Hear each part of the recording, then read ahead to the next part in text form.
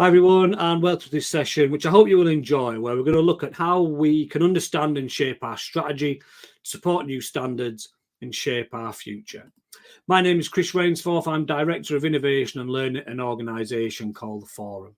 For the last 27 years, I've been working in or around contact centres or customer operations in various roles. At The Forum, we work with many organisations globally across many industries, many verticals to support best practice, create learning, and essentially professionalise the customer contact industry. Now, the first thing I want to talk about today is around shaping the future. The contact centre landscape continues to change. With social, economic and political challenges, we have to be prepared for whatever happens next and be ready for anything. This important mindset helps us to be open, to learn, to improve, to adapt, to make adjustments and not suffer from setbacks. Now, most contact centres will understand the concept of forecasting. But what if I was to say that the purpose of a forecast isn't to predict the future, it is to prepare for the future? We may not know what is going to happen, but we can prepare ourselves to be ready for anything. When we consider shaping the future, we need to do it at the right level. Because if we go too big picture, we can be vague and unclear. And if we're too detailed, we can be too fixed and difficult to change. Now, being ready for anything means we are open to learning. We learn from setbacks and we learn how to do something different next time. We learn how to position ourselves at the right situations, and we learn how to help influence what happens next within our organisation. There's a famous quote about balancing the strategic with the tactical, and we have to balance both to get to the very best of our contact centre operations. Being too strategic takes time. Being too tactical will ultimately lead to failure. Now, when we work with organisations about balancing the strategic and the tactical, we get them to try and understand this model, which is our strategy pyramid. And we use this to represent the four lenses which might build up our balanced strategy and our balanced scorecards. So if we think about those four sides of the pyramid, here's a typical example of organisations and what they might consider. So they might think about the customer, the colleague, the commercial, and compliance. Now, the first side is the customer, and all organisations have customers.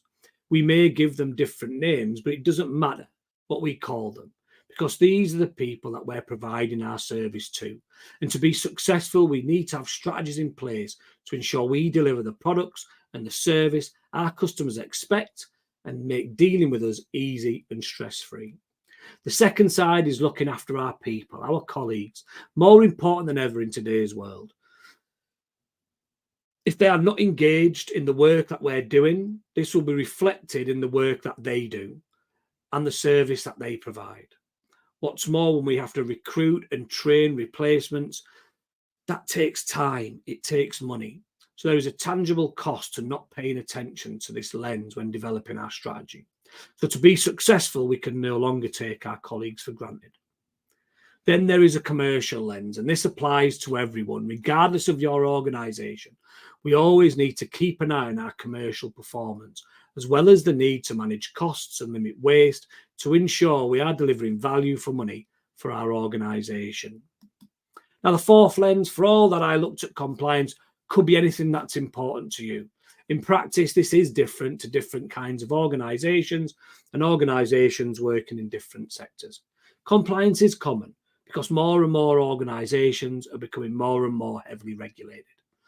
The public sector or charitable organisations, they may focus on the community angle, looking at the more ethical or environmental issues, for example.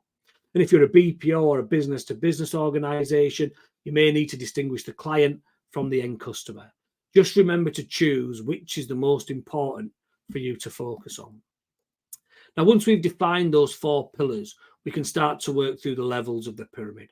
The top level is the capstone. This is the simple vision that pulls together those four sides of the pyramid into a single set of goals. This starts with our vision, the statement that defines the purpose of our organisation. Then there are the values that define the way in which our organisation wants to deliver that vision, and the brand that sits underneath that, which is setting the expectations for our customers. From these, we can start to draw out simple organisational objectives which clearly define what we are all working towards. Now, when we go down a level, this is where we start to focus on our four sides. And we have to have a clear overarching strategy for each side of the pyramid. Customer strategy and colleague strategy that we're looking at on the screen now might be to deliver the best customer service. And our NPS score is our strategic goal. Our colleague strategy might be our employee satisfaction scores. The important thing to remember here is that these key performance indicators are key to delivery of our success. These are your success measures. They should be high leveled, not too detailed. And we should have one measure for each strategy. We shouldn't have multiple key performance indicators, which means we're not focusing on delivering the right things. Like I said, CSAT or ESAT might be your key customer and colleague measure.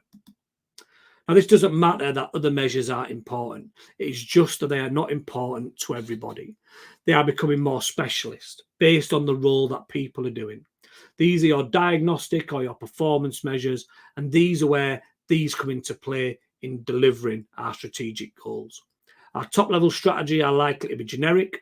They describe what we're going to do, but not how we're going to deliver it.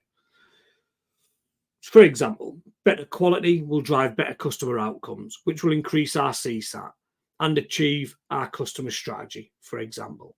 So you may have a diagnostic measure around quality assurance. Decide what performance measures you need for each side of your pyramid. But again, don't overdo it. Too many measures can create confusion and we risk losing focus on the strategic goal. Finally, we need to be aware of our operational external inputs, because when we look at our strategies and we build models to predict the outcomes of our delivery, there'll be a number of additional things that feed into our models to help us predict and be ready for the future. These are our input measures. The external inputs typically are the things that we can't control. Things like competitor activity, the media, government policy, pandemics as a common one for recent times. These we can't influence, but we need to understand them so we can prepare for them. The second are the measures that we can influence.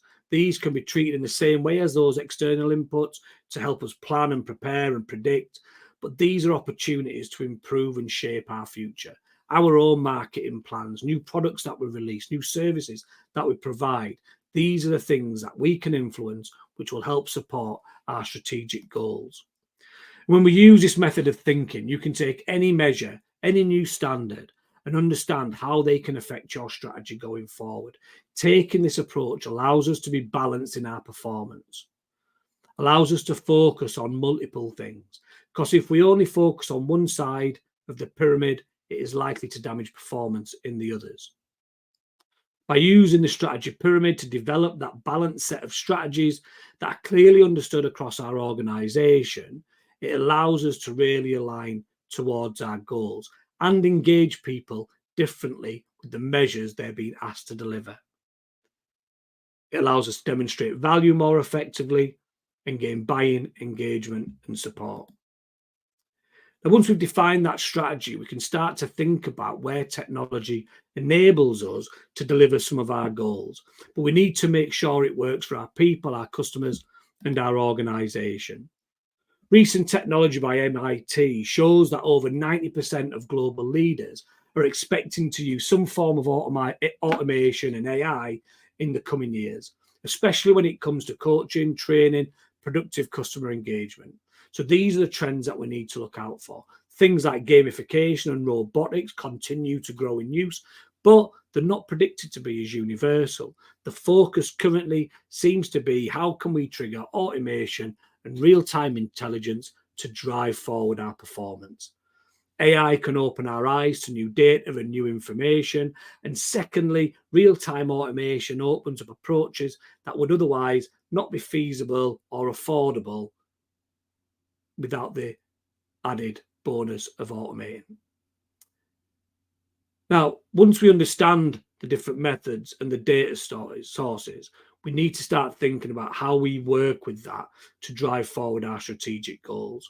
How can we take a more focused, holistic, and guided approach to modeling out our future state? We need to be careful not to race into the unknown. We need to learn from others that have gone before us, build our skills within our organisations, and make sure we operationalise the technology to make it work for us, our colleagues, our customers, and support our strategy. Now, technology needs to enable changes in behaviour if we're going to make it work for us and it's going to have those desired results. We need to start thinking about our operating models being data driven.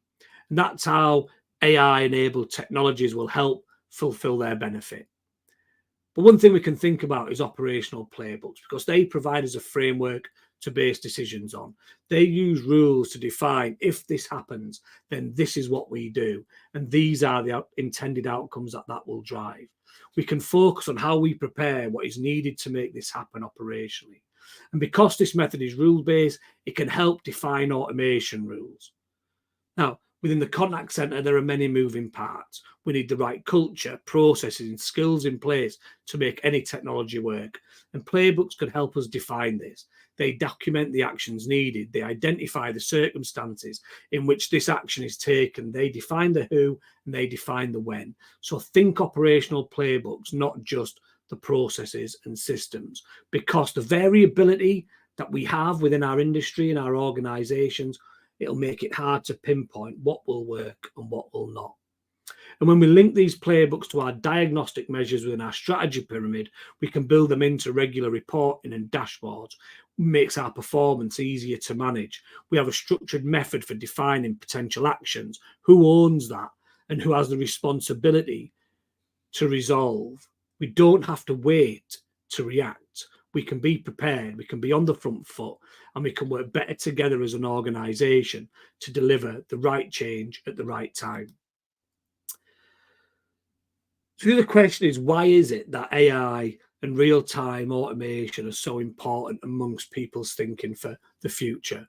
Well, we said that some ways of working are not affordable with manual processes, especially if we're doing it at pace and scale.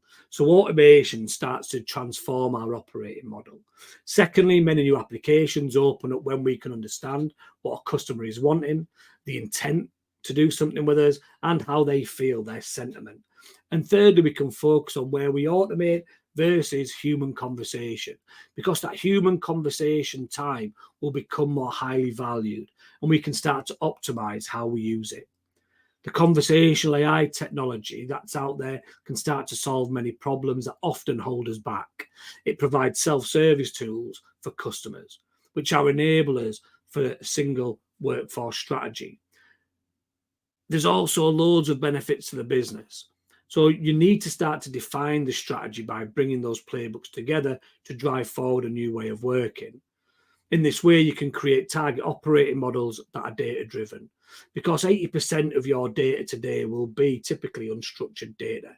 So by using real-time and AI automation to create insight, it enables us to be faster, more reactive, and make better, decisive decisions. And when this information becomes available, it opens up many different ways to help our people across the front and the back offices. We can combine data on customer intent and sentiment, and we can combine that with other data sources, that data that we have on our customers and our colleagues. This will give us big benefits on how we understand people, how they feel and how they behave. And it means we don't have to start looking for that FTE saving. We can start to look driving better benefits based on personalization of skills and really release the potential.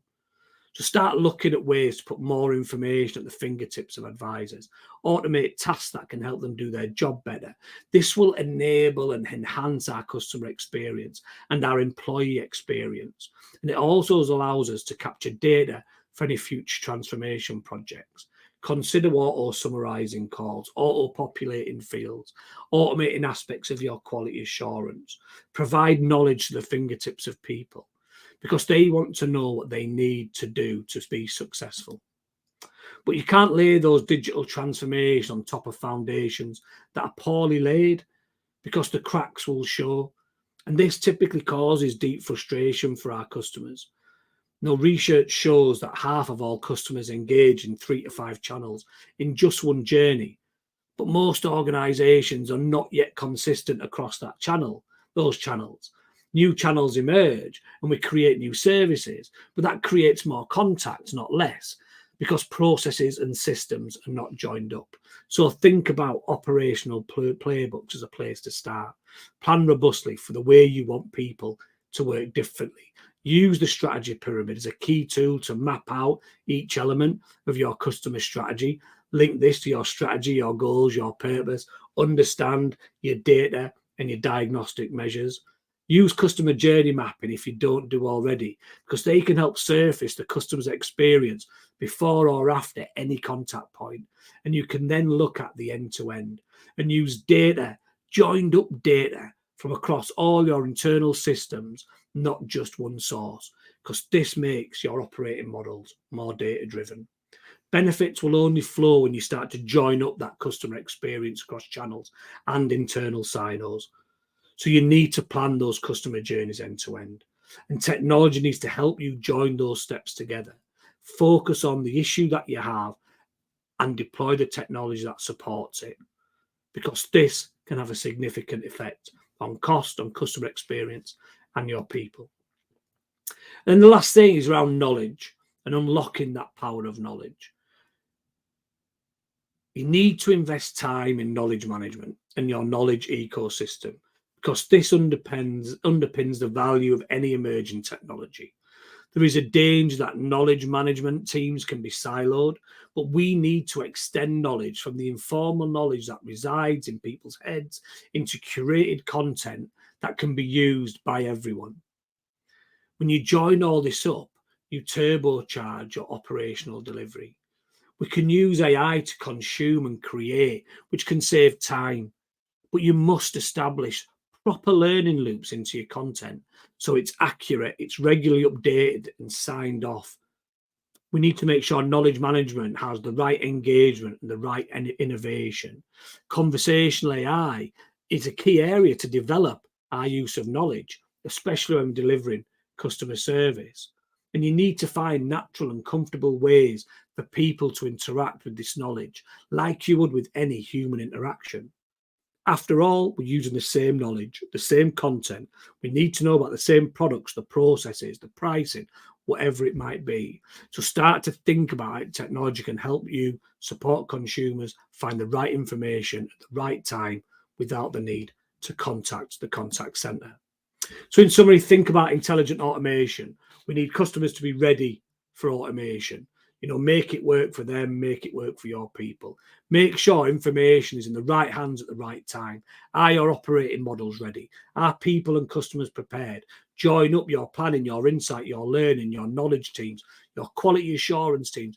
All have to work together to make sure the information is effective. Think about the data.